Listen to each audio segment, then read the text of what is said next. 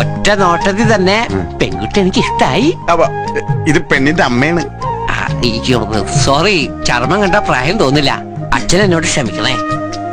മോന്റെ പേരെന്താ? കുഞ്ഞൻ.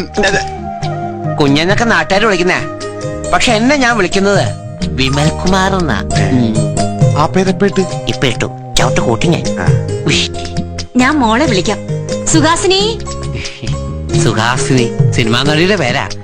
സുഹാസിനി വിമൽ കുമാർ. ഡീസന്റ് വിടല്ലേ?